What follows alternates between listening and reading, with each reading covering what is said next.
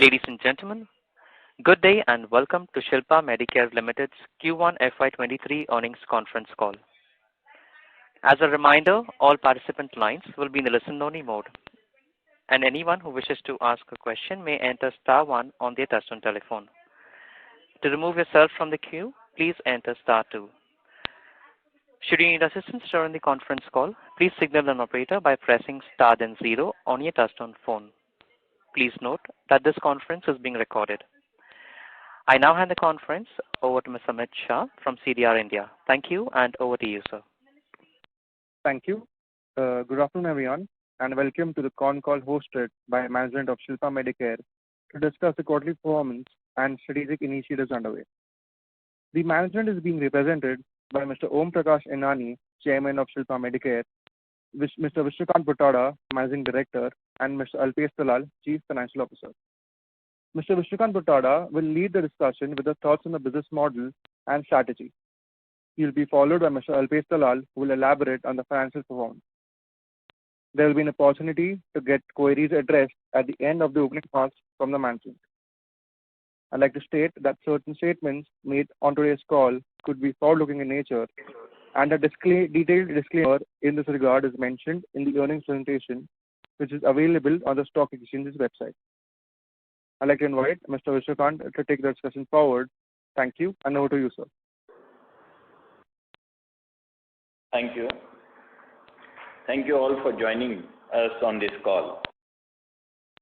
To discuss the first quarter performance of Shilpa Medicare and discuss the strategic development associated with the business, I hope that each of you is doing well and keeping safe. We have started this new initiative to keep in touch with all of you and provide regular update about our operations. I will try to give some brief introductions of our business and share my thoughts on the growth initiative and plan development, and then we'll cover the highlights of the latest performance. Introduction of the Shilpa Group, I will brief that we have various segments like API, formulations, the film formulation, biologics. So I will take one by one, where the most important and the oldest was the API. In API, we are working on majorly on the onco, non-onco, peptide, polymer, CDMO, and intermediates. I'll take one by one. Our API business is focused on challenging the, of course, the complex oncology and high-end the non-oncology products. We have distinctions of various. First, in API business, so I will just give the latest fresh one is we were the first company to introduce the isolator technology in the API in oncology to manufacture. We were the first company to start the tranexamic acid. We were first to have a dedicated oncology, 9 dedicated blocks in this segment. So, see, the company's focus was initially on onco and working with on a CDMO, where we used to work with the ISPCA, which is of course in a joint venture, and subsequently it has been high off. As on 30th June 22, we had about 40 onco APIs and 18 non-onco APIs in the market, along with the 212 DMFs filed across geographies, including the US, Europe, GCC, ROW, and the Canada, Japan, Russia, LATAM, and China. So, and we are creating the presence in polymer, where a new R&D setup has been commissioned, and the GMP facilities for small and medium volume development has been established. I am happy to share that we are the first company to be qualified by the DRDO to supply the fully indigenous high energy polymer to the government of India. We have also received recently an award from these including the cash prize from the government in recognition of our efforts in this direction. And then we have a non-oncology segment where the various non-onco APIs has been taken into the portfolio. While taking the non-oncology portfolio, we are cautiously working on because we know there is a generic competitions are there, but we are seeing that the 3 or 4 major criteria we are seeing on that. One is the capabilities of selling, scaling up this is possibilities or not, backward integration, including the entire intermediate, particularly depending on the China, can we crack that, and yield improvements. These are the 4-5 factors we are checking before selecting the non-oncology portfolio. Of course, oncology being the prominent area, and we are working since long. So oncology we know very well, where we have specifically developed the non-infringing processes, and globally it is known that if the Shilpa gives the product, then it is complying to all global standards, including the non-infringement if it is required. What we are trying to do is, while API industry is going through the difficult phase with declining selling prices and increased cost, we have been proactively working on various measures to ease out the pressure on our API business margins, like yield improvements through the process changes, backward integration to the intermediates, including the reducing dependency on China, increasing the scale of operation by increasing the batch sizes and expanding the capabilities of the various manufacturing blocks. And going forward, our API business, we would continue our existing focus on established onco segments while trying to reduce the dependency on it by adding niche high-value non-onco products to our portfolio. And the peptide business, the peptide again, we are not doing the peptide as being a niche area and high entry barrier. We have put up the dedicated block for including the R&D and the production. Peptide, we are working on that. Now this year we will be able to complete, this financial year we will be able to complete 2 exhibit batches of the two products exhibit batches, and next year probably we will be able to do another 4 products. So next year by 2023-24, at least 6 peptides we will be completing in the exhibit batches. On a polymer, we are not working on the polymers which is a normal polymers. We are working very specialized polymer where it is used as a drug carrier or high energy, where there is a entire dependency is there on the import. The second one is where we can give a drug carrier, because the polymer is used majorly for the making the non-infringing processes, and the carrier where the drug delivery systems can be made very smooth. So such type of polymers we are working, and we are happy to say that the various companies, last 2 years we are working on that, and we are getting the repeated orders from this company. Though it is a small initiation initially, but we feel that there is enough opportunity to grow into the peptide business, polymer business. Peptide, of course, this is also the business where it will grow. The third segment we are seeing is the CDMO business. The CDMO, we were working CDMO since 2002-03 with the ISPCA, which was the oldest CDMO we are working, but now it has been high off and we are working. We have restarted this business CDMO since last year, and because of our credentials and the capabilities in onco, non-onco, polymer, peptide, getting the CDMO business is much easy, or the people trust us, and we have started getting the good inquiries, started working with the phase 1, phase 2, phase 3, some of the molecules we have started working. We feel that the coming year, the CDMO business also will grow to substantial level. Coming back on the intermediates being the high thrust area put by the government of India as well as by the industry, China plus the factor has come into the picture. So what we are trying to do it is some of the intermediates, which is there is a 100% dependency on the China, we are trying to manufacture that in-house including the conventional chemistry or the flow chemistry. So this is what we are trying to do and we are hoping that this business also will grow. So the onco, non-onco, polymer, peptide, the CDMO and the intermediate. So in this particularly, if you see in our API sector, currently what we are doing currently the matured business is the API on a onco, and some part of this one is a non-onco, and there is enough potential to grow in the polymer, peptide, CDMO and the intermediate. Of course, the onco onco and non-onco also will grow. But there are enough growth engines are still there into the API. Now, on a formulation, the formulation is again, we have a formulation which is the current facility, what we have it in a SEZ. There we have an import alert currently, which last one and a half year we are working with the various consultants on this, and we have given the remediation measures has been almost completed. We are regularly submitting to the FDA on this, and the third party, those who have done this audit with respect to the import alert, we have made the significant progress in our remediation efforts with the submission of our CAPA to the US FDA. As on date, none of the consultants, based on the retrospective review of all our ANDAs, has suggested, none of ANDA has been suggested for the recalling any of our ANDA, indicating no challenges in relation to the data integrity. As we move forward to resolve the issues surrounding the import alert, we are pursuing an initiative to de-risk again single site operations. So we are already working on shifting some of our critical products to the various US FDA approved sites, CMO sites, for both for oral and injectable.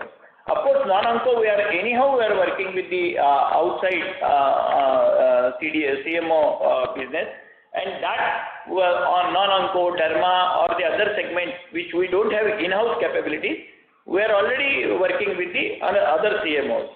So in a formulation, this is a vertically integrated business, drawing significant synergies with our API segment and dedicated in-house research. Our range of the product covers liquid and lyophilized injectable, sterile, dry powder injections, and an oral solid. In oncology and adjuvant therapies, the segment is focused on sales of the complex products in a key regulated and ROW market. The focus on the segments is on a niche and value-added products, together with the pursuit of the strong strategic partnership model in order to give a better reach in a key world markets. As on June 30th, we have 170 MA, NDA, and the other parts approved in a various markets, along with the 237 pending approvals. That this covers the entire globe. So including the US, Europe, Canada, Australia, and entire Russia, the LATAM, CIS countries, so this includes. So this is what current status. To broad aspects with the differentiate Shilpa, Medicare, are our emphasis on the continuous research that gives the innovative products and manufacture the high quality drugs yet at an affordable manner. We have a robust research establishment backing our entire product range to today and engage in creating the product mix for the future. This includes product development and pathway engineering. Our focus R&D efforts have led to us create a portfolio of 505(b)(2)s and a complex generics, including working on a solution for taking care of the nitrosamine impurities, which is in a certain product, which is a big subject now currently, which is going on in the US and other part of the world. The development of these complex products would allow us the monetize the opportunity by licensing it out to the strategic partners and creating the value. Currently, we are working various 505(b)(2)s and the complex generic development in a onco and the non-onco segments. This is the operator. Can you help me with your name, please? You joined with ADF DSFSC. Hello, can you help me with your name? This is the operator. If you can hear me, please help me with your name. Hello. Hello.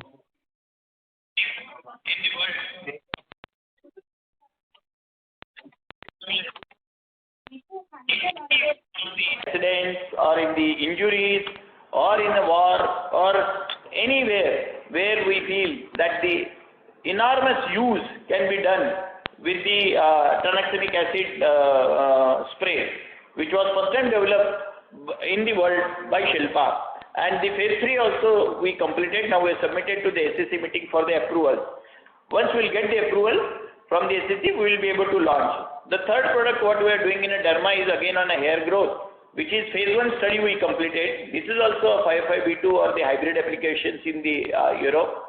and very high demand probably. So we successfully completed the phase 1 study, and now we will be taking, once we take this approval from the various government authorities, we will be going this to the phase 3 level. For the in the ophthalmic segment, we have developed two 505(b)(2)s and the two complex products. We are looking for the partners with the appropriate manufacturing setup to license these products. Ophthalmic products, we have currently developed this portfolio, but we are not doing further investment in this. We are trying to see that once we partner this, then probably we will be able to do more complex products has been already identified. And if we get some good partner, we have enough capabilities in-house where we can develop this niche segment. We are again in a oral dissolving film and a transdermal film. So in a transdermal and the oral, we have a combi line, which is a first line in India where we have established the film and the transdermal both in a Bangalore facility. Now this facility has been recently audited by the UK MHRA, and without any major and minor, we have recently got this the clearance also from UK MHRA. Now with this approval, we will be able to launch the various products in the Europe and the other markets. In India also we will be able to launch the film formulation. Now currently we have developed almost 7 products in the film formulation, and 2 or 3 products currently we are completing for the transdermal. Again in this also we are trying to see that the high unmet need in the patient ease of the business, taking this formulation is important, and we are trying to do this in a film formulation. We are trying to do the nutraceutical also, where because of the COVID and other things, there is a high demand for the nutraceutical products in a film. Currently, we are trying to develop the 505(b)(2) for the US also in a film formulation, and a complex ANDAs for the transdermal patch. So this is what currently we are working on, and with this EU and US submission, hopefully we should be able to get a good revenue generation in a 23, 24, 25. So coming back with on this formulation, then we have one more vertical, which is a biologic. This segment is pursuing developments of the difficult products at a world-class research and manufacturing platform. We have currently 1 NBE, new biological entity, and 6 biosimilars in a limited competition space with a significant cost advantage.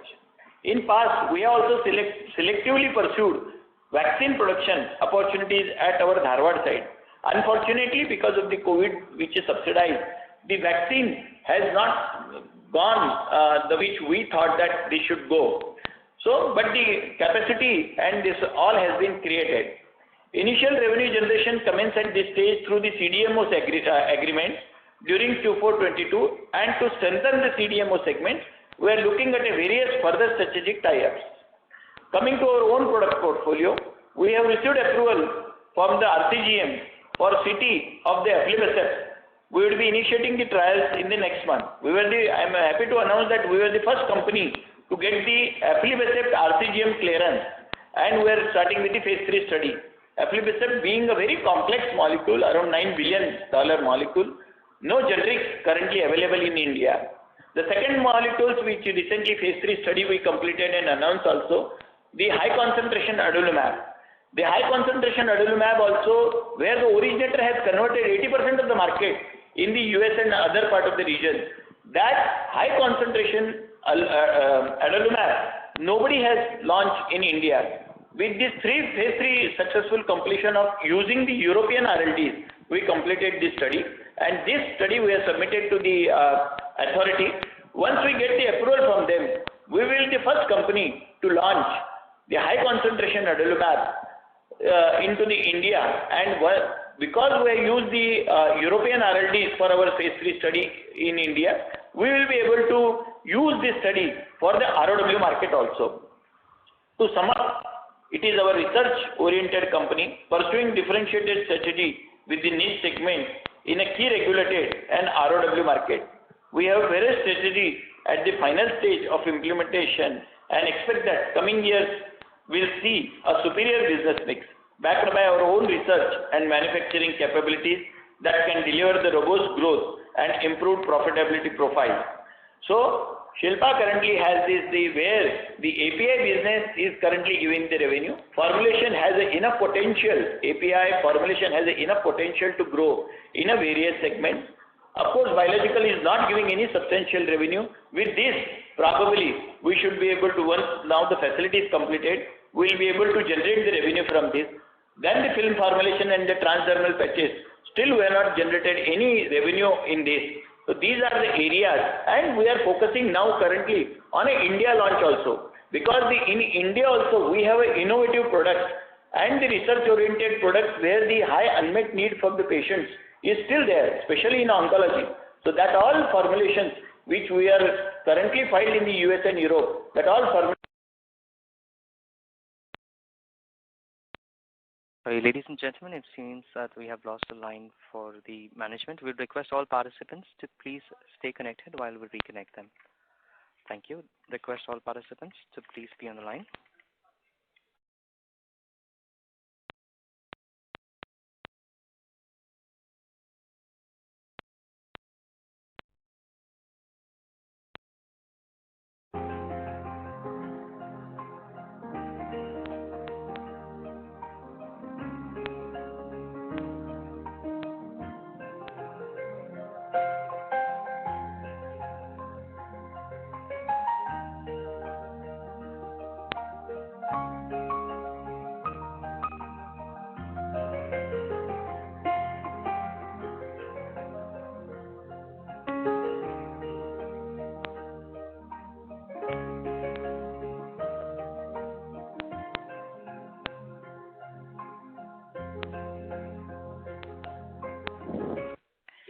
Ladies and gentlemen, thank you for patiently waiting. We have the management line reconnected. So may I request you to please repeat the last line and go ahead, please. From where yeah, last. So now I would like to ask our CFO, Alpesh Dalal, to share the highlights of our financial performance. Alpesh? Yeah, thank you very much, sir.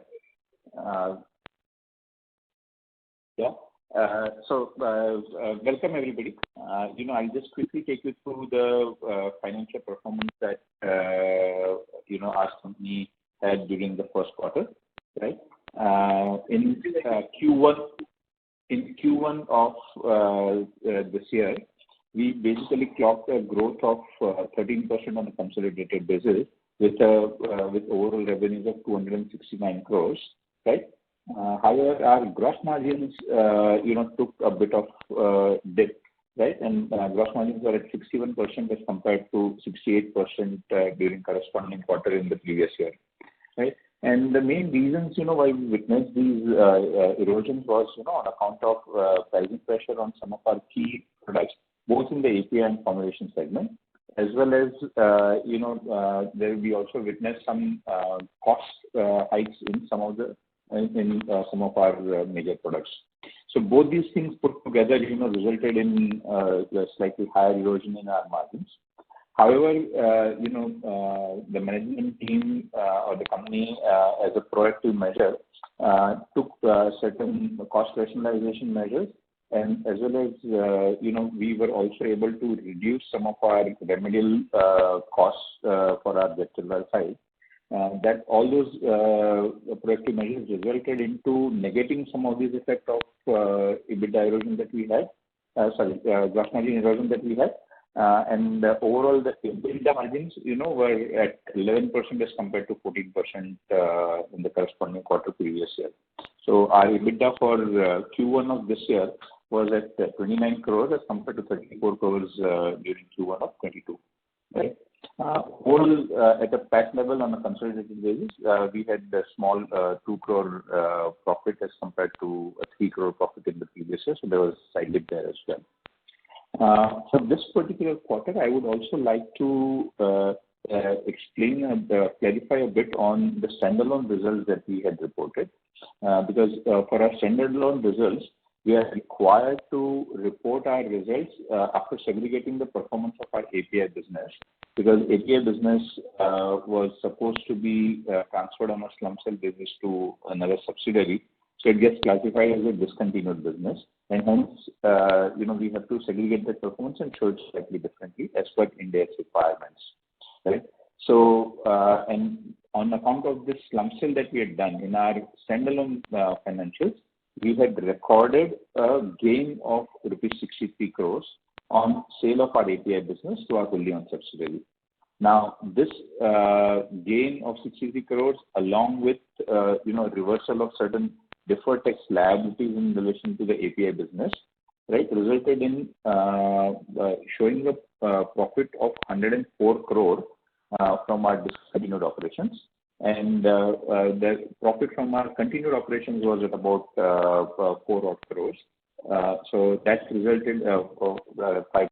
So that resulted in an overall PAT of 109 crores, right? So those were broadly the results.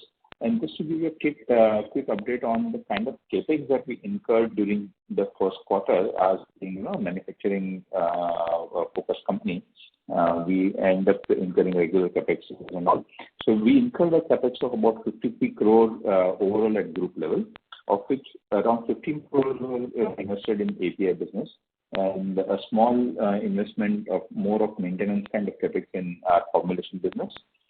Again, a small investment of about 6 crores in our biological business, and we have invested about 29 crores in our albumin business.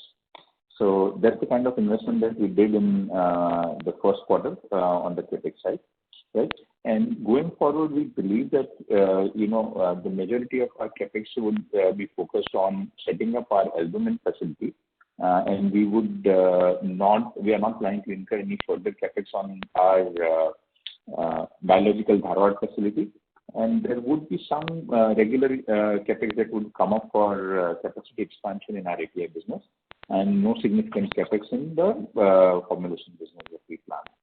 So broadly, that's how we are, planning to allocate our resources in the near future. And with that, I would like to open up the forum for question and answers, and we'll be happy to take any questions that we would have from the participants. Thanks a lot. Thank you very much. Ladies and gentlemen, we will now begin the question and answer session. Anyone who wishes to ask a question may press star and 1 on their touchtone telephone. If you wish to remove yourself from the question queue, you may press star and 2. Participants are requested to use handsets while asking a question. Ladies and gentlemen, we will wait for a moment while the question queue assembles. Anyone who wishes to ask a question may please press star and 1 at this time.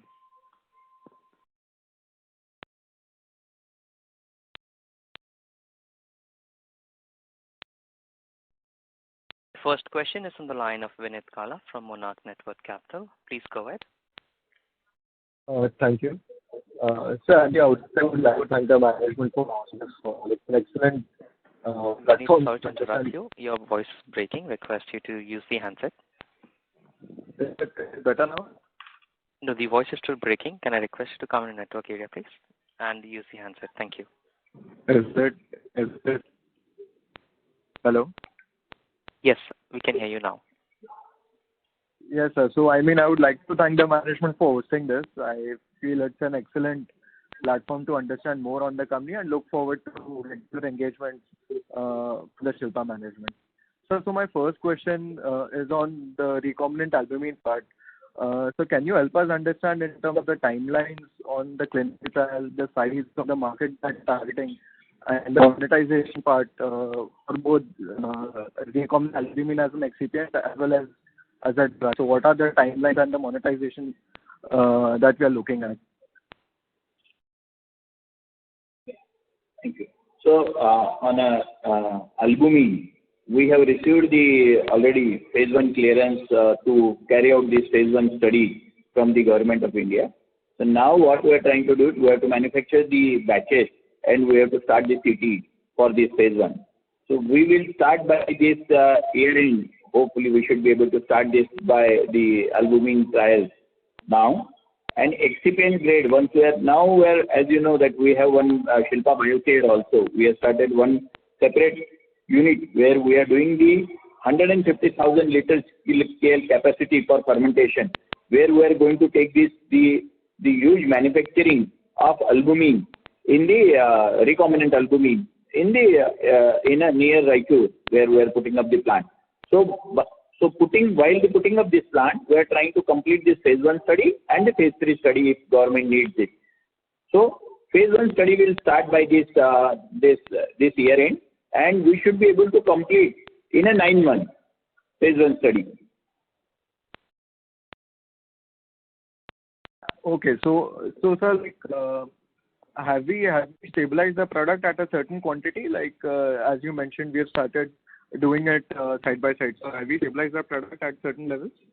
Yeah, around 1 KL we were able to 200 liters to 1 KL. We have shifted this product, and we are able to scale this the recombinant albumin.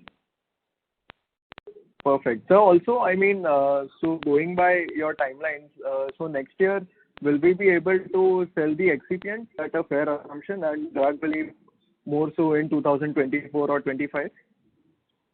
Yes.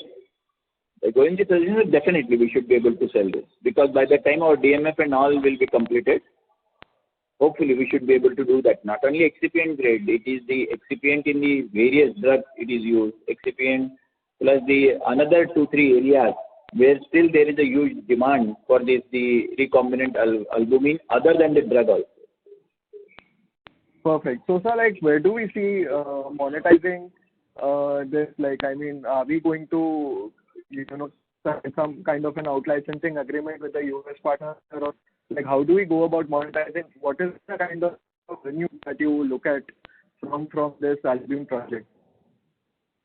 See, we have to see all options, which are the markets, because albumin being always shortage product in all over the world, and there is a high demand for the even the in a excipient grade also, because of the unpredictability in whatever they are getting it, the current albumin, and there is impurity levels are very high. So consistency of giving the drug where the excipient albumin has been used. So that difficulty is everybody is facing it. With using this, the recombinant albumin, which is a 99.9% pure material, definitely everybody needs it. So in a various geographies, we are not discussing with anyone on this. But once we start phase 1 study, probably all options are open with us, and then if we do that, definitely it will be informed to all. Fair enough. So last question on albumin would be, like, is there any ballpark number that you have estimated given the kind of size that we've created on albumin? Like, I think the capacities that we have on metric ton basis is around 80 metric ton. So what are the revenues that we can do out of this particular plant? Once we are putting now almost 400 crores of the investment in this particular plant. Yeah. So, sir, if I can come in here, Vinit, Vinit, this will be a little premature to start giving some guidance about the revenue numbers flowing in from there. There will be a gradual build-up, as you rightly mentioned, that, first we will start getting our revenues from excipient grade, which is a smaller market and smaller size. But it can then keep expanding once we get the drug quality products out and our approvals are in place. Then it can start scaling up and building up fairly quickly. So, at this juncture, I would suggest that, based on the kind of capacity that we are creating, which we have indicated, you can try and, determine from the available market rates and that what potential revenues could be generated. But it would be a little premature for us to provide any guidance on the revenue side. Right? Fair enough, sir. Fair enough. Yeah. Thanks a lot, Vinay. So my second question will be on this API IPO. So in the Q4 call, what we mentioned is that we are looking to conclude the transaction by FY23. So, sir, what is the status of the transaction now? Yeah, yeah. So, Vinit, as far as the API business is concerned, we have just concluded our slump sale of that particular business, and we have put it into a separate subsidiary, right? I think we would allow some time for the operations to settle down as a separate entity, and also generate its own independent revenues and its own independent performance to be visible and available. And at right point in time, I think we should be able to take a call if we require to monetize some of these assets, which we are creating through our IPO subsidiary, API subsidiary, right? So whether obviously our board has given us a go ahead to explore an IPO if it is if it is the most appropriate option. But we are still evaluating that, and at the right point in time, we will come out with our further updates and announcements on the same if and when we are going ahead with any monetization of our API assets. Fair enough. So my last question will be on biologics. So, sir, we've already invested around 100 crores in the Dharwad facility. And I mean, given the kind of projects that we take, naturally it would take a lot of time to commercialize, but these are long lead time projects. So, what is your perspective in terms of when these assets should start sweating and contribute to the revenue? And also, sir, given our debt position and the fact that functions and biologics, they have not monetized to the full potential, I just wanted to understand your perspective as to why we are spending on further capex as far as this albumin asset is concerned. So I just wanted to understand more on this part of the capital allocation. See, the most important is first of all, the MAB manufacturing facility is separate, and this albumin where the microbial facility is separate. So these are the two separate areas where we are doing the investment. The mammalian manufacturing facility, which we currently from where the adalimumab, aflibercept, and the other products have been there, this is a totally separate segment. Why we invested in the microbial where the facility, where the albumin is there? Because as you know that the albumin is always the shortage products all over the world. We have been able to successfully make this batches at the 200 liters and submitted to the animal study completion and now the authority, and authority has given us a phase 1 trial permission. That has waited what we have done, and we have a granted patent from the US and Europe. So investment on these two separate is what we are doing. It is a separate area. I think you were mentioning some 100 crore investment, but we made in a biologics around 600 crore investment. So if I am correct, so Alpesh, correct, no? Yeah, that's right. That's right, sir. We have done 600 crore investment. So around 600 crores has been invested in the MAP facility currently on a mammalian facility. And enough see what has went in this particularly what has went little what we have thought and not actually crystallized is the vaccine. So vaccine has created the 1.5 years a turbulence in everywhere. What has happened? Our facility was ready, everything was ready, and suddenly the vaccine opportunity has came, and everybody was jumping on that. The DRL, serum, everybody wants to manufacture, including the Zydus. They came, seen our facility, asked us to produce this, and they have signed the license agreement. Unfortunately, and with that R&D and our all resources has gone in that, developing that, taking it to the next level. And unfortunately, by the time we were ready, it was not able to, there was no demand. And we were not actual owner of that vaccine. So ultimately, we were depending on someone else. So they have backed out. Backed out in the sense they were also not having the order. So that 1.5 years, 1.5 years probably, we lost in the focusing on our own map. Of course, we have worked parallelly. Phase 3 study was completed in that. The development was completed. Another 3 molecules are almost ready in the R&D. We were the only company who has a cell line manufacturing. We manufacture our own cells also. So cell line manufacturing department has been created. So parallelly this work was going on. But we were not able to get any substantial revenue from this. So whatever the investment has been done, now we are trying to see that whether can we do the licensing of adalimumab, Can we do the licensing of aflibercept? Including any other, whatever the current development which is going on, which typically all company does it. The co-development model was not done at our end. We wanted to establish and show to the company, other companies, saying that the most difficult product was first developed by us. It was not developed by you name the company so-called. I don't want to name the company, but those who are known in the biologics, they were not able to develop and get this clearance on this high concentration development, including the aflibercept also. So we wanted to establish first on our own and show to the world that we have enough capability, enough manufacturing capability, including the R&D development strength. Now with this, the credentials, probably now we will try to see that the co-development model or the manufacturing or CDMO, there are several opportunities are there in this. But being a biologic, it will go little slow. That is what we feel. Fair enough, sir. Excellent. So I have more questions, but I'll come back in the queue. Thank you for the opportunity again. Thank you. Thank you. Thank you. The next question is from the line of Manish Bhandari from Valum Capital. Please go ahead. Hello, can you hear me? Yes, sir. Yes, sir. Yeah, hi, Vishnu. Vishnuji, I hear about the grand plans what we have on biologics as well as on albumin and the investment phase what we are into.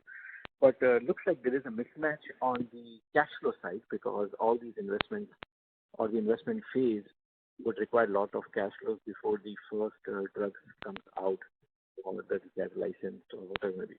So how should be your strategy to bridge this cash flow deficit what we have in the next 18 months? And my second question is regarding the state of the formulation facility from the FDA. Thank you. Thank you, Maniji.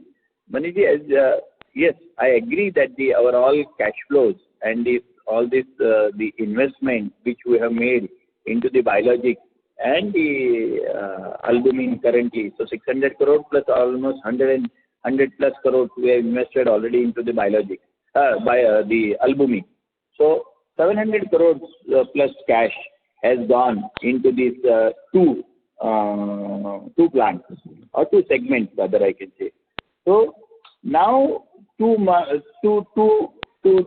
see that the cash flow is again there into the system, what we have options, we are trying to explore the option, including the Alpesh, if you are the IPO, and the second one is licensing of all our formulations, whatever the assets we have it.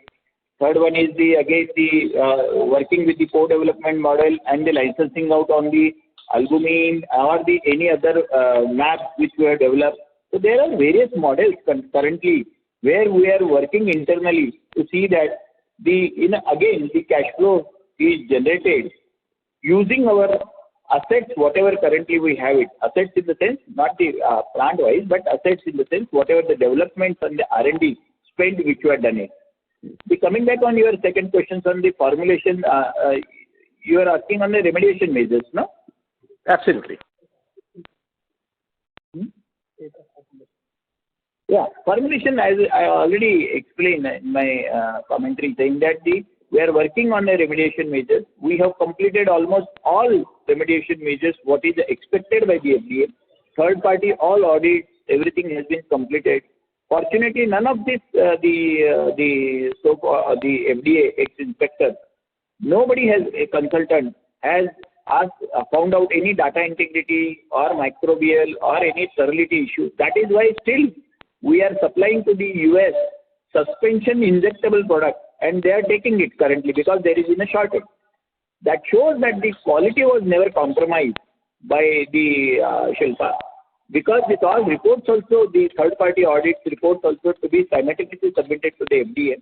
So they are continuously monitoring on the progress what we have done it. We had a call also with the FDA.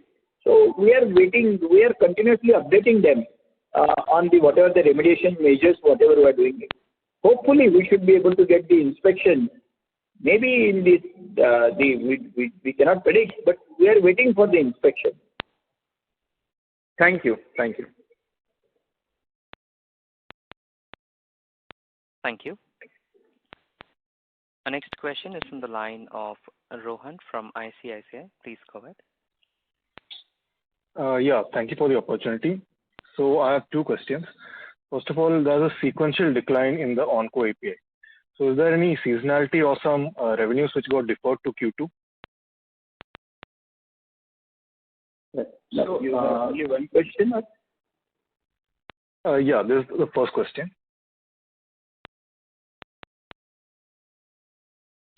So, Rohit, yes, okay. Go ahead, sir.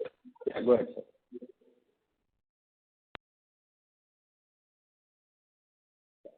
Hello. Yeah, Onco API, there is no such a seasonality is there. What we are feeling that overall, not only in Onco, non-Onco, the overall API industry, lot of people were having, because of the COVID and all, lot of people have taken the material in stock. So they were feeling that the stocks can be utilized, and there because the supply chain was eased, so that is why now they are maybe utilizing this currently whatever the stocks they have it. This is what our gut feeling, and it will definitely from this quarter, next quarter onward, it will grow. And if you see Shilpa's Q1 of every year, is normally it is soft.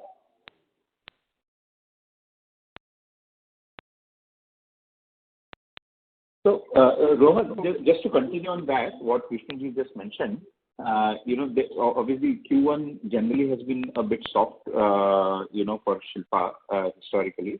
So it's been slightly softer. Second thing is that we basically, your another part of your question was, has any revenue got deferred to Q2? You are right. A part of our revenue, because of the Ind AS requirements and the revenue recognition requirements which are there, some of our revenues, which we actually made dispatches from our plant, could not be recorded as revenue because they were because of the Incoterms we could not recognize those revenues based on the Ind AS requirements.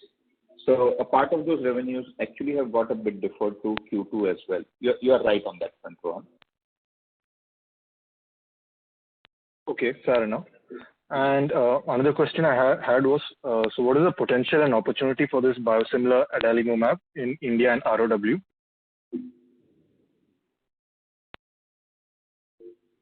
Adalimumab, high concentration, still nobody's there. So whatever we are comparing the data with whatever the 50 mg, what they have it. The around 100 to 150 crore something the reported figures are there. And of course in the globally, this is the, other than the US, it's a total $24 billion product. So globally, probably is such a big, highest selling product currently.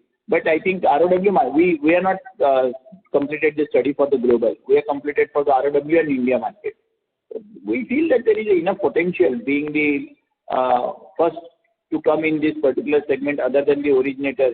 We'll have enough good market share in this. Okay. And is there any capitalized expenses related to it which will hit the P&L post the launch? No, I don't think capitalized. There are certain expenses which have got capitalized, right? And but it's not very substantial, so it won't have any major impact on the P&L. But yes, there are certain capitalized expenses, intangibles that have been created for various studies that we have conducted and all. But it's not major. So it is only clinical. Also on the ROW market which you had pertained to, so is there any ROW market specifically which you are targeting for this adalimumab? Yes, the Russia or the Saudi, all the markets probably. ROW has a huge, including the Mexico, Latin, all these countries are doing. Okay, yeah, sure. Other than US, Europe, Canada, and Australia, probably we should be able to get the partner in this area. So Rohan, we would be open to partnership in various geographies apart from some of these developed markets that Krishnaji just mentioned. So dependent on the kind of arrangements that we have or we are able to tie up for, we would be launching in various geographies based on that. This partnerships obviously would then become, in certain cases it could become more of multi-country partnership. At times it could also be, a specific country kind of partnership as well. So that will depend on the kind of, alliance that we end up having. Yeah, sure. And the last question I had was, could you give an outlook on the CRAMS business?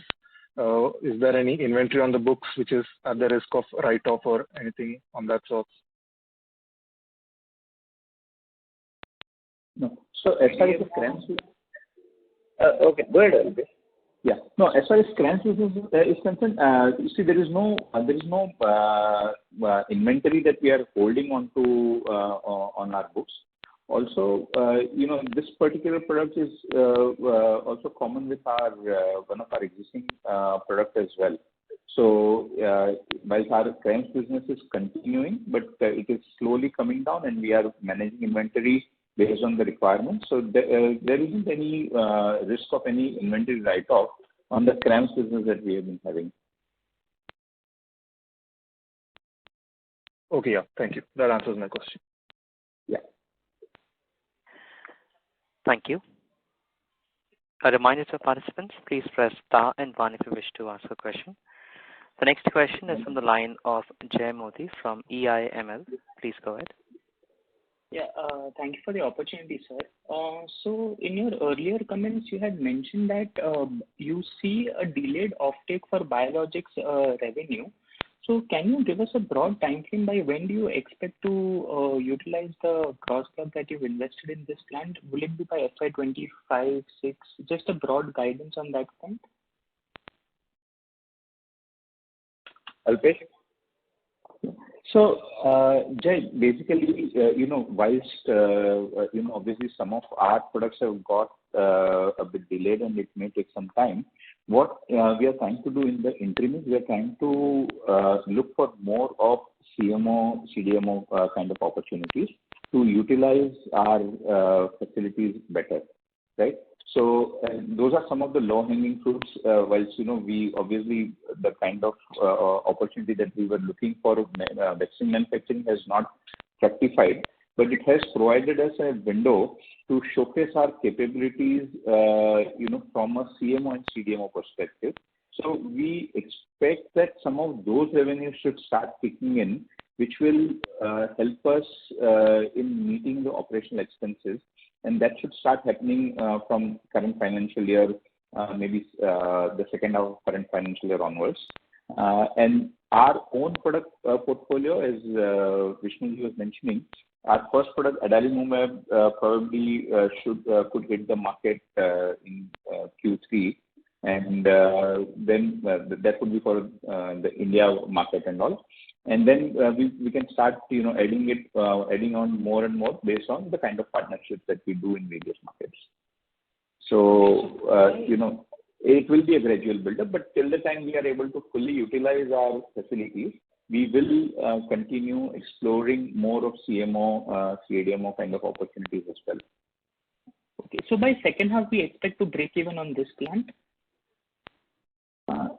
This is again dependent on the kind of arrangements that we are able to, garner for the CMO business, right?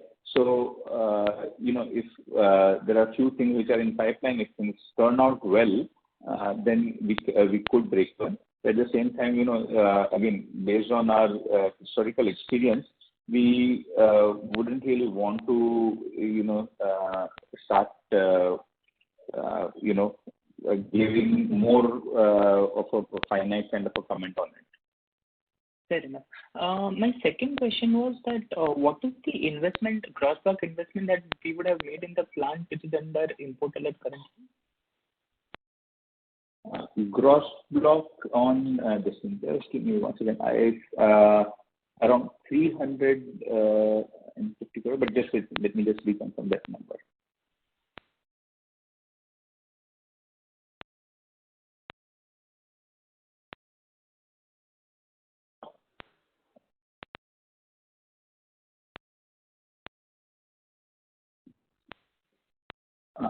So gross block is about 350 crore.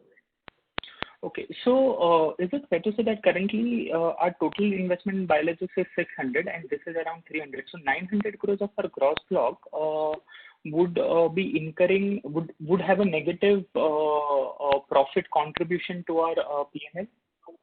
No, that wouldn't be correct because while our the Chandra facility is under import alert, we still are allowed to export 3 products to the US market.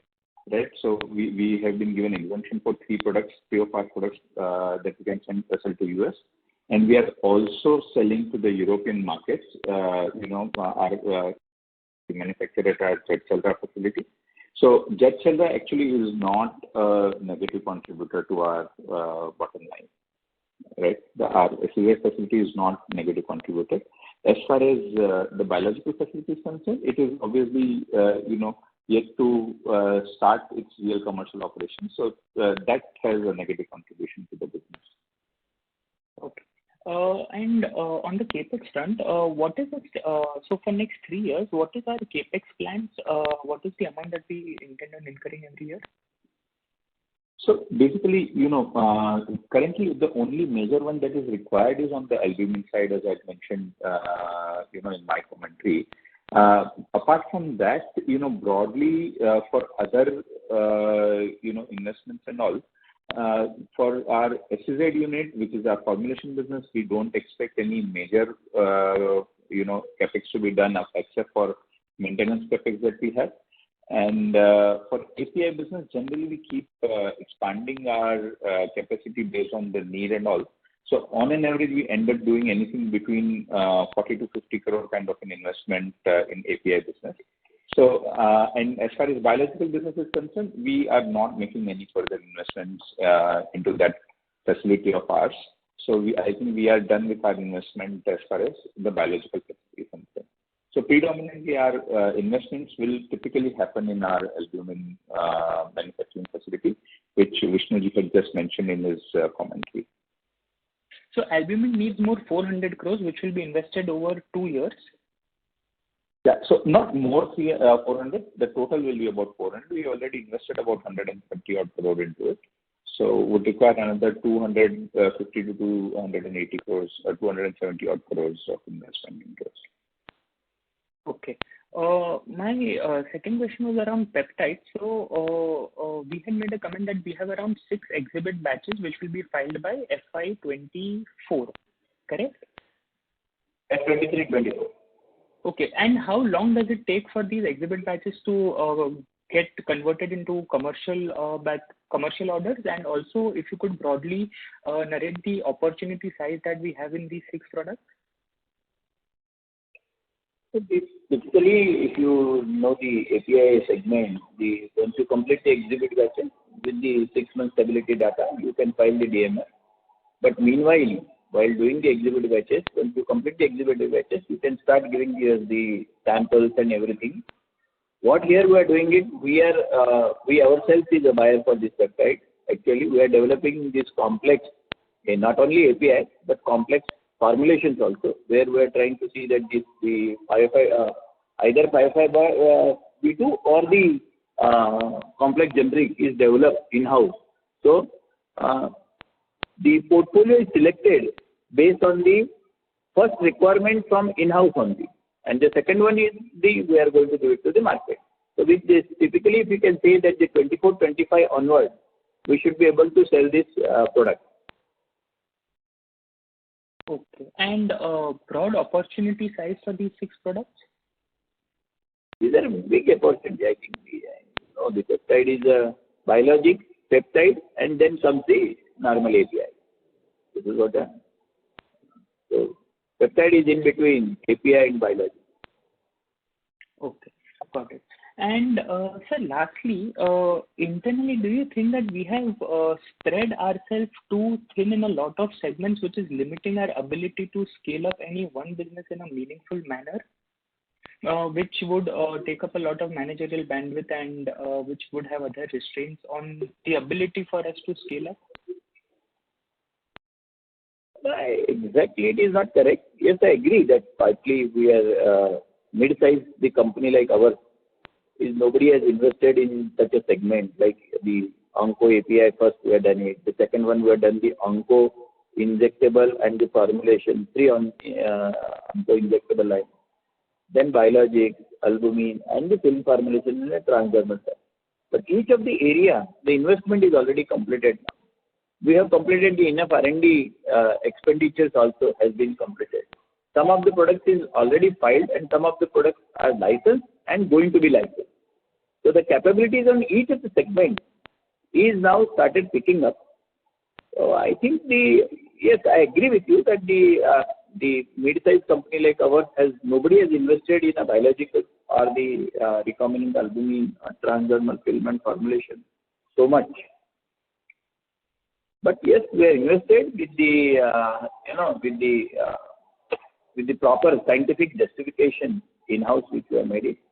And I think we are able to do in each of the segments. If you see that in a biologic, if we are able to develop this high concentration adalimumab, aflibercept, recombinant albumin. In a film formulation, we were able to develop the transdermal patches and the film formulations where the normal API is converted into the film. And then the 505(b)(2)s also can be filed in the US. So each of the segments we have done enough investment. Now this is a time to crystallize each of the segments. The bandwidth of the management is in each of the segments. We have the leaders who runs that particular specialized business. Of course, management is looking after overall, but we have in-house the capable people, including the R&D and the operation. They take care of such a specialized business. Okay, so all the investments in R&D phase, capacity building, etc., since it is behind us, we do expect internally, we do think that in next 2-3 years, we will see some offshoots of the investments that we've made in past 4-5 years. Is that correct? Yes, of course, I think. Okay. And just last question was, I missed your comment on this quarter's margin performance. So you said that, so could you just explain the reason for gross margin pressure in this quarter and if we'll be able to reverse this in coming quarters? Sure. So basically, what I had mentioned, Jay, was that during this quarter we had a double impact where some of our key products were under pricing pressure. Also, cost of some of our other products had gone up. So we basically got squeezed from both the sides. Now, what we are doing is that to ease out some of these pressures, we are basically working on various optimization or process improvements and all, right? Where we are able to get our costs down. We are able to then improve yields on some of our products, right? Also, when we do capacity expansion in our API business from the existing block and all, so we are then able to utilize our existing the same fixed costs get allocated to a larger base and all.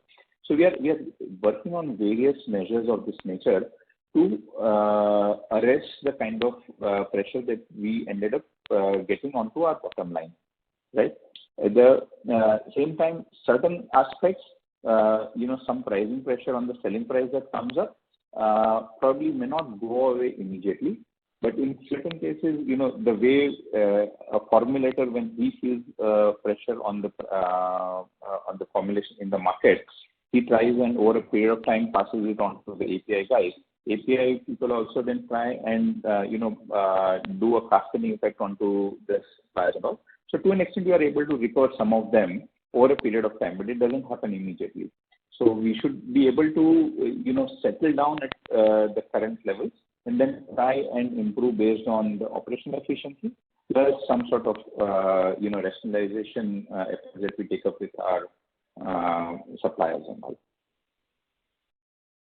Okay, understood. Does it answer your question? Yeah, it was really helpful.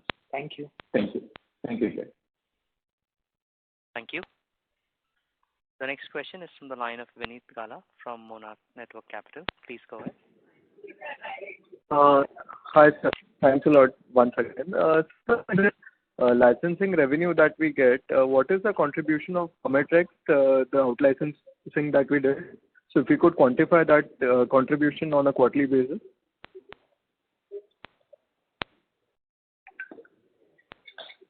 Sorry, can you repeat your question, please? Sir, on a quarterly basis, we get around 17 odd crores. So in Q1, we got around 17 crores of license fees, right?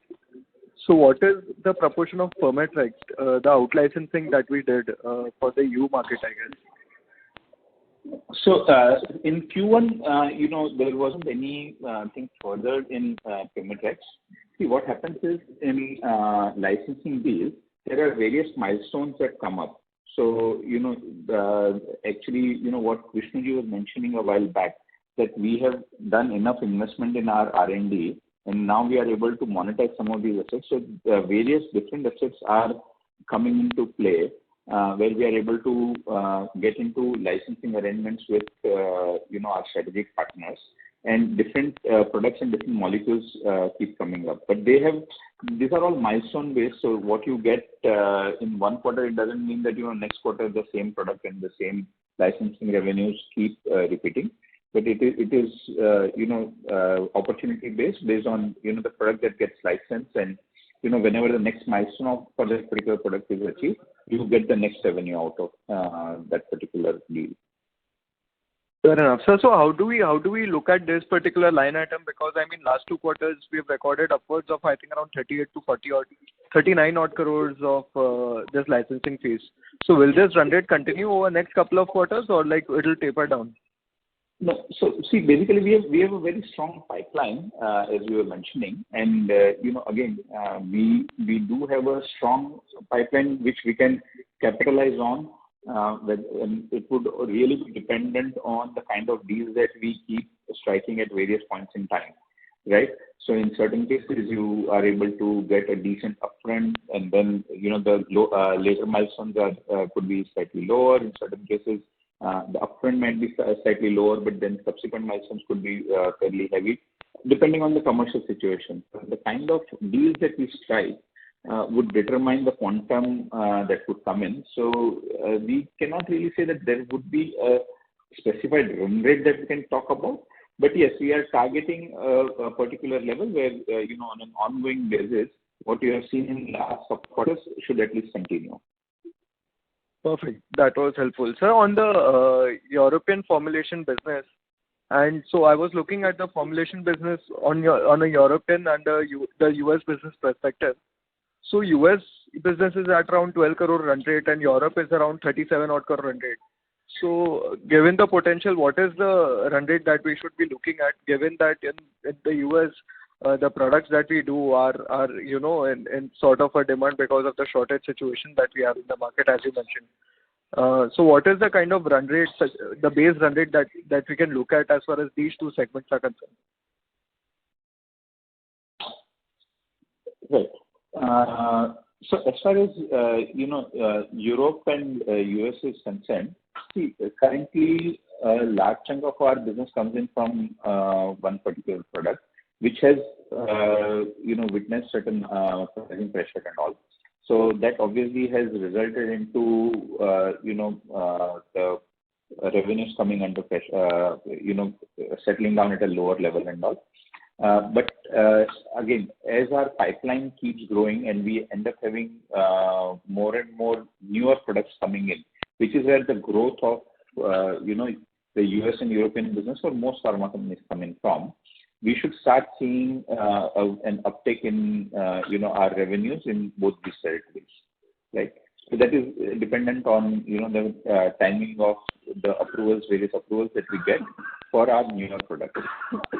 As far as the settle down or existing business is concerned, where there could be some improvement that could happen, because in certain one-off quarters you could have a situation where because of inventory build-up, the one particular quarter might be weak and all. So, but yeah, the business has seen some pricing pressure, and also newer, more players have come into the US market for this product. So that has also resulted into added pressure on our revenue in the US market. Fair enough. So my last question is on Vishnu sir mentioned that we are looking to monetize a lot of these products and going in the domestic market. So sir, I just wanted to understand what is your assessment of our strength as far as marketing in the domestic market, the India market is concerned, or are we looking at a marketing kind of a tie-up or something of that sort? So what will be the strategy going forward, and what is your assessment of the current strength? As you know that we are launching this particular product in a various segment, and because of the uniqueness of this product, a lot of companies are approaching us for giving the in-license to them. Now we are making the assessment, should we give the exclusivity or should we give the parallelly to the other companies, including our own launches. So various options has been discussed on a product by product basis. We cannot decide that only we will launch all the products or we will not give to any other companies. Depends on the product and the opportunities. And of course, the revenue also need to look on balancing on that. This will take the decisions on the product basis, but I can tell you that we have enough potential and enough product pipeline in our portfolio which can generate a good revenues in the future. Fair enough. Sir, any product that we are looking to domestic formulation, like we said, so what kind of channel are you targeting? Are you targeting a B2C kind of a channel, or you are targeting a B2 direct to hospital kind of a marketing channel? So what is the channel are we targeting as far as this segment is concerned? Because most of our products would be sort of complex in nature but at the same time thin films, and so we have a extremely different kind of a channel for the paracetamols and the other products that we've announced recently. So I just wanted to understand what is the channel that we are trying to build, and what are the products that we are trying to out-license?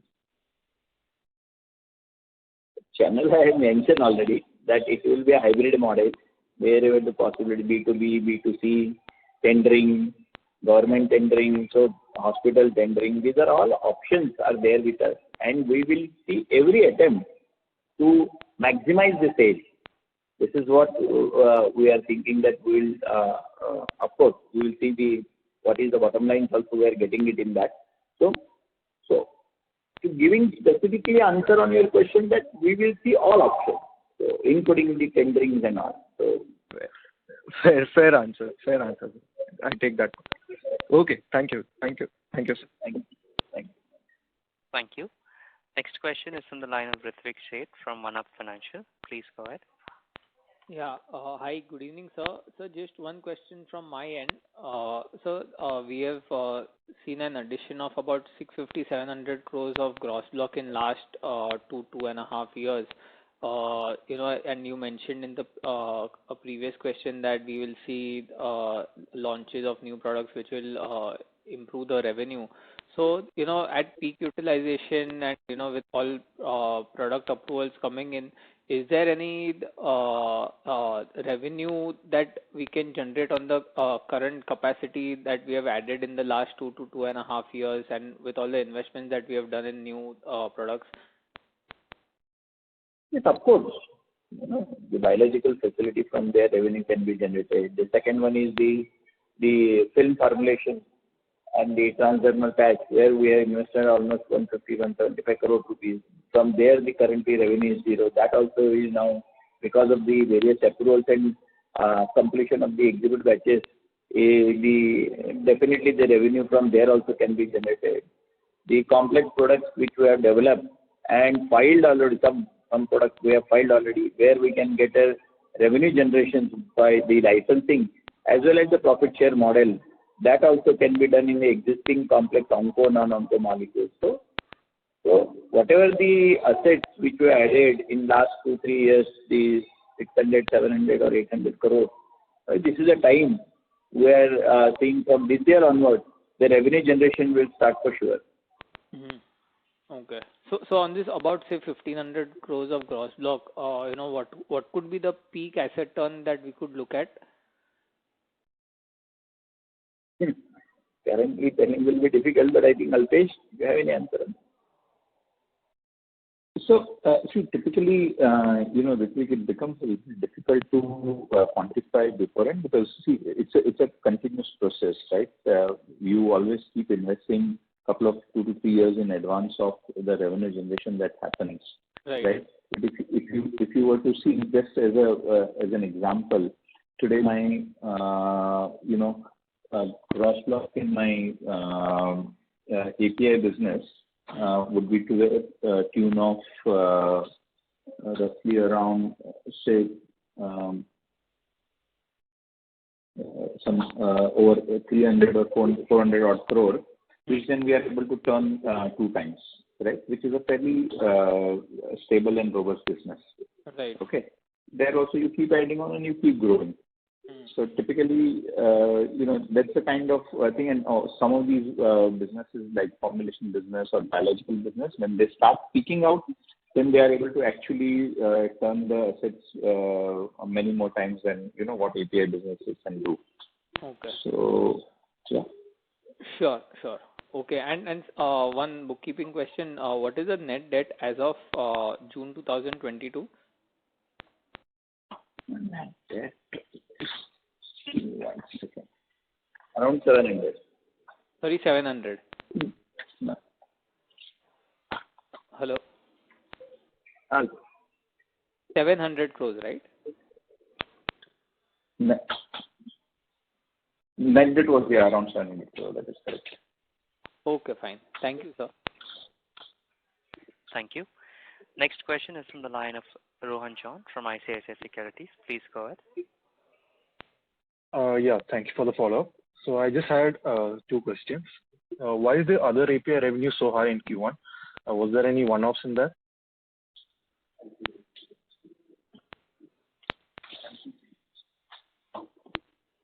No, it is not one-off. Which one? Other API? Yeah. I don't understand your question. Could you please repeat it? Hello? Rohan, request you to please repeat your question. You're on mute, I guess. Yeah, no, in the other API revenues, was there any one-off? It was quite high in Q1. Yeah. So, there was, you are right, Ron, there was some sort of trading revenue that got generated during Q1 in our API business. And we don't really indulge into more of trading kind of thing. So, that is not likely to, continue in future. No, it was a one time because of this, the 30th June, this one was expiring. So we are moving to the next, the Shilpa Pharma license. That is the reason why that was right. So you're right. A part of it was one-off, Rohan. Okay, yeah, sure. And another question, the last question I had was the Dharwad plant. Is it approved by any of the global regulators? Let's say US FDA, WHO? Which plant? The Dharwad plant. Dharwad? No. It is not approved by any of them because the authority will come once you file the product. So you have to complete, for that you need to complete the study. So if we take some CDMO projects and all, now we are trying to complete the QP audit from the European authority, which can be, shown to the other companies for giving us the CDMO business. But currently, answering specifically on your question, no authority except Indian authority has completed. But yes, customer audits has been completed various, including the DRL, the CRAN, the guiders. They have completed the audit and then only they have signed the agreement for the vaccine. Okay, yeah, thank you. That answers my question. Thank you. We take the next question from the line of Shrikant as an individual investor. Please go ahead. Hi, my question is, how much of our R&D expenses are expensed? How much is outright, in the P&L? Shrikant, your voice is a little bit low. It's not clearly audible. Yeah, so my question is, how much of our R&D expenses are capitalized?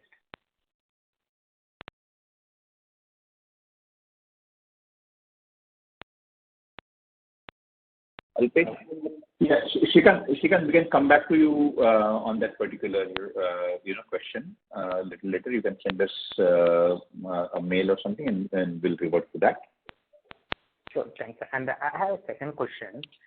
So we have this film formulation technology, I think, from very long back, right?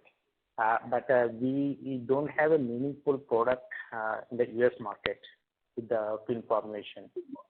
So are there any specific challenges, in getting the, 505(b)(2) products using the specific technology in US market? See, first of all, the film formulation was bought in India first time by Shilpa. So getting the film formulation and accepting this as a delivery system was a challenging.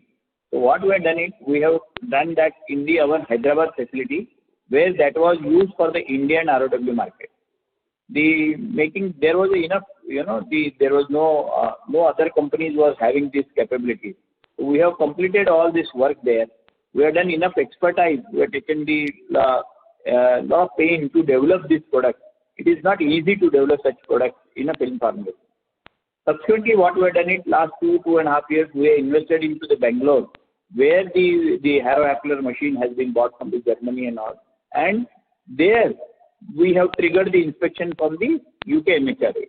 And that UK MHRA, we got the recently approval also from the UK MHRA. Because after getting the product strength, quality, stabilizations of this all processed product, we are shifting these products to our Bangalore facility. So Bangalore facility will have, once we have now the approval from the UK MHRA and we file some products in the Europe, probably we'll get the again European approval also. And in US, this year or the next year, we'll file the products in the US also. So with this, we will complete all the global filings. And once we get the approval from the various authorities, definitely the traction will come on a sale. Okay, thank you. Thank you. The next question is from the line of Sahil Chopra from KIFS Trade Capital. Please go ahead. Yeah, hi, thank you. So, sir, by when we can expect the IPO of our API business?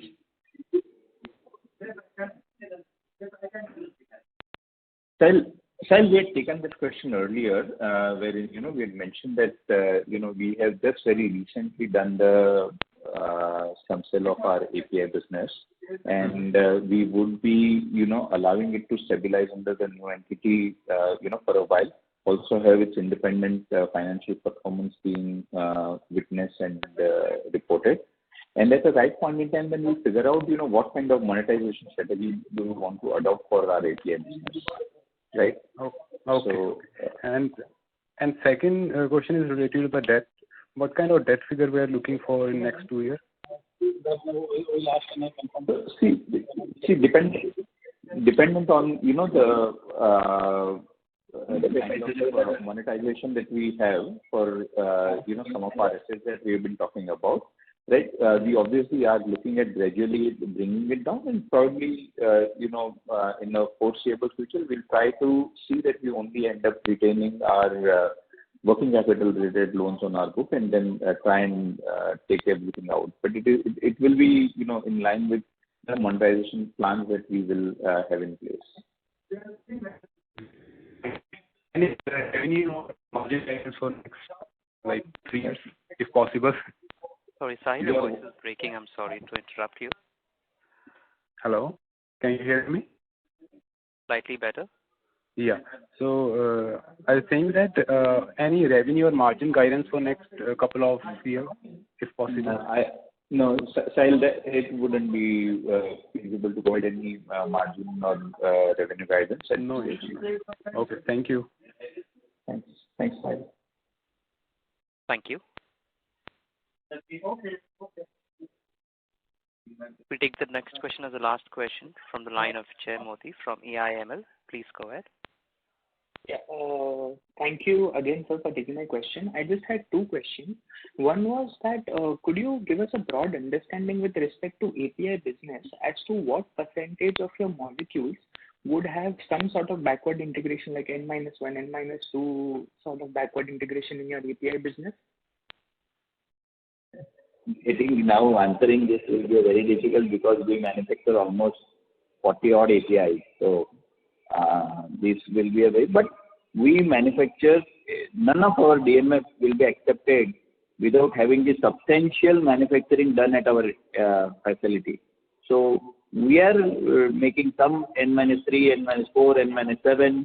So depends on the product and the KSM qualification by the drug master file, by the various authorities who are taking this product.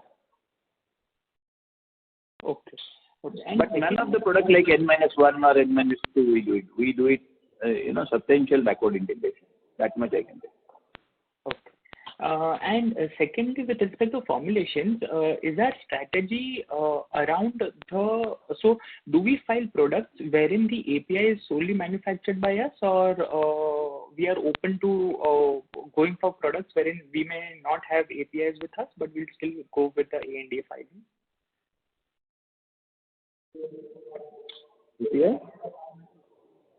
API source of formulation.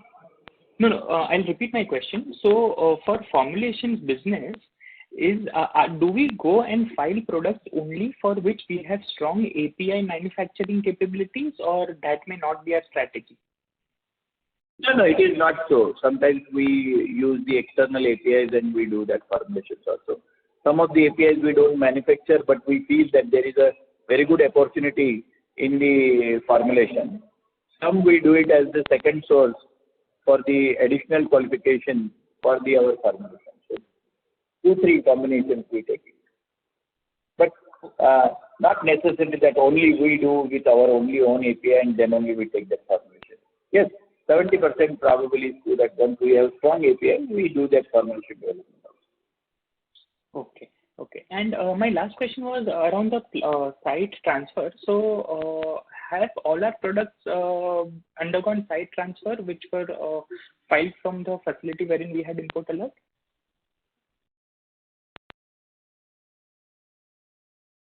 Yes, we are done already.